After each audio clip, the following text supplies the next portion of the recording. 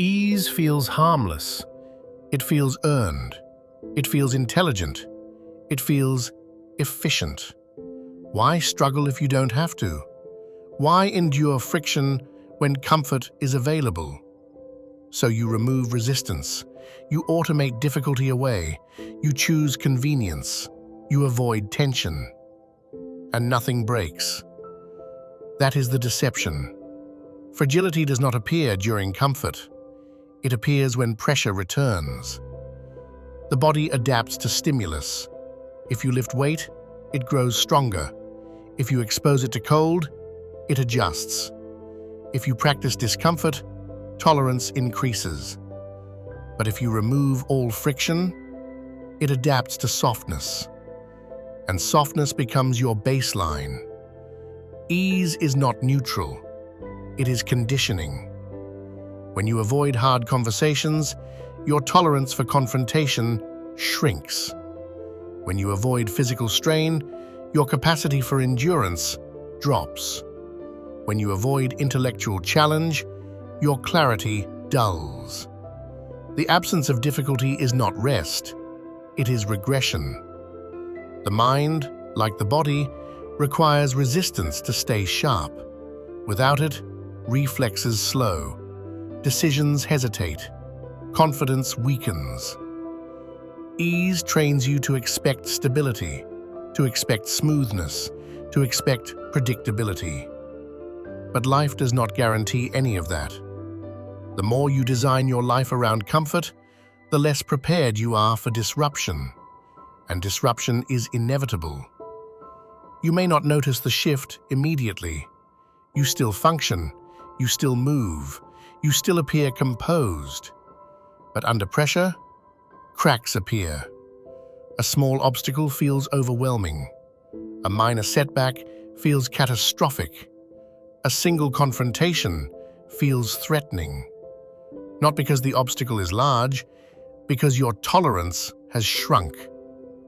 Ease does not make you peaceful. It makes you sensitive. The nervous system becomes reactive when it is underexposed to stress.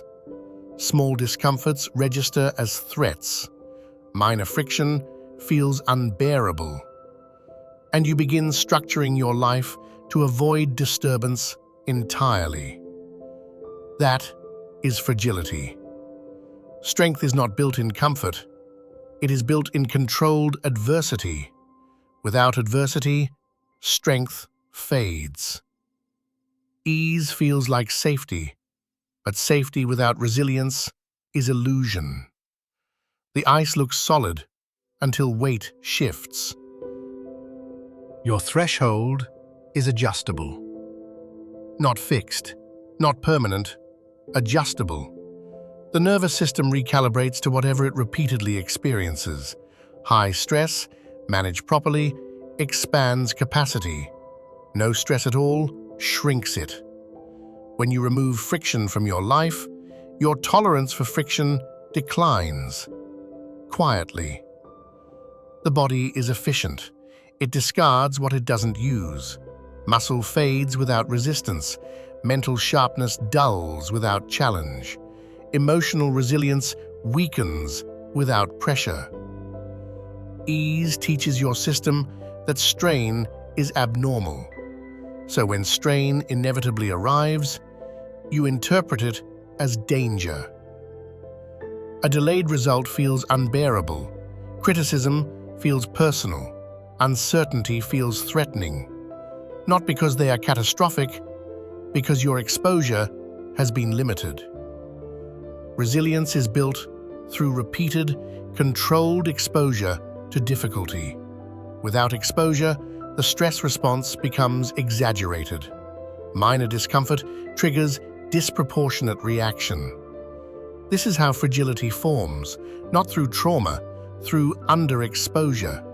You design a life free of inconvenience, everything optimized, everything smooth, everything predictable. And your nervous system forgets how to operate in chaos. The shrinking threshold is dangerous because it is invisible. You still believe you are strong. You still believe you are capable. until something disrupts the pattern. A financial hit, a betrayal, a loss, a failure. What should be processed as challenge feels like collapse. Not because the event is fatal, because you are underconditioned. Ease also distorts perception. When everything in your environment is comfortable, even small discomfort appears magnified. Silence feels heavy, effort feels extreme, pressure feels unfair. You begin to resent resistance itself, and once you resent resistance, you avoid it even more. Avoidance accelerates fragility. Fragility increases sensitivity. Sensitivity demands more avoidance. The loop tightens. Strength is not built in the absence of stress, it is built in its management. Without manageable stress, your system forgets how to regulate. And regulation is what separates strength from collapse. The ice does not crack because it is weak by nature, it cracks because it was never reinforced. Ease feels like protection, but it removes the very pressures that keep you resilient.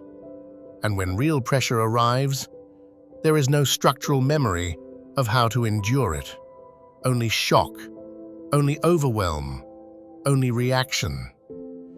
That is how ease makes you fragile. If you're serious about building this mindset, follow and subscribe. Everything here is about discipline, focus, and real progress. Fragility stays hidden until it is tested. You can live comfortably for years, optimized routines, minimal friction, controlled environments. And then something shifts. Pressure does not announce itself, it arrives. A loss, a confrontation, a sudden instability. And the system that was built around ease begins to tremble. Because it was never trained to hold weight. You begin to notice the signs. Your reaction is sharper than the event. Your stress is heavier than the problem. Your avoidance stronger than your action. Small disruptions create outsized responses. Not weakness of character, underexposure.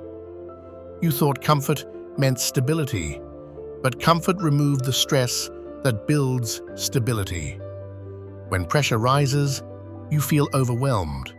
When uncertainty appears, you panic. When difficulty demands endurance, you search for escape. This is the fracture. Fragility does not mean you break easily, it means you react disproportionately. The mind without adversity becomes impatient. The body without strain becomes brittle. The identity without resistance becomes conditional. Conditional strength collapses when conditions change. Ease convinces you that life should remain smooth. So when it isn't, you interpret disruption as injustice. You feel attacked by reality itself. But reality was never obligated to be soft. Fragility also exposes itself in decisions. You hesitate more. You delay action. You seek reassurance before moving. You want guarantees, and life offers none. The stronger you become, the less you need certainty. The more fragile you are, the more certainty you demand. Ease increases dependency on comfort, on predictability, on controlled outcomes. When those disappear, identity shakes. You question yourself. You doubt your capacity. You feel smaller than the situation. Not because you are incapable, because you were unconditioned. Pressure does not create weakness. It reveals it. And revelation is uncomfortable. You see how little resistance you've been carrying, how little discomfort you've tolerated, how quickly you seek relief. That awareness stings, but it is necessary, because until fragility is exposed, It cannot be strengthened. Ease hid the cracks. Pressure illuminates them. And once illuminated, you have a choice.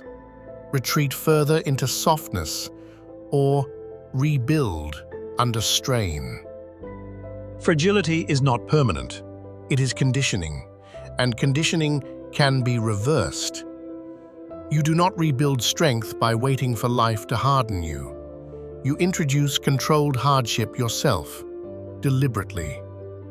Cold exposure, difficult conversations, intellectual strain, physical effort, silence without distraction. Not for punishment, for expansion. The nervous system adapts to what it repeatedly faces, so face discomfort in small, repeatable doses. Do not overwhelm yourself, but do not protect yourself from every edge. Ease shrank your threshold. Intentional difficulty expands it. Wake earlier than required. Finish what you start. Hold eye contact when it would be easier to look away. Sit with uncertainty instead of numbing it. These are small acts, but they rebuild structural memory. Resilience is memory. Memory of endured pressure. Memory of survived discomfort. Memory of acting despite hesitation. When that memory accumulates, fragility fades. Pressure begins to feel familiar instead of threatening. Uncertainty becomes tolerable instead of paralyzing. Resistance becomes sharpening instead of suffocating. Do not eliminate ease entirely. Rest is necessary, but rest must follow strain, not replace it. Without strain, rest becomes decay. With strain, rest becomes recovery. You do not need chaos to become strong. You need friction. Consistent, voluntary friction. When you stop designing your life around comfort, you stop fearing discomfort. And when you stop fearing discomfort, you become stable. Ease made you fragile. Discomfort will make you capable. If this sharpens something for you, like the video, subscribe. Then step into resistance, quietly,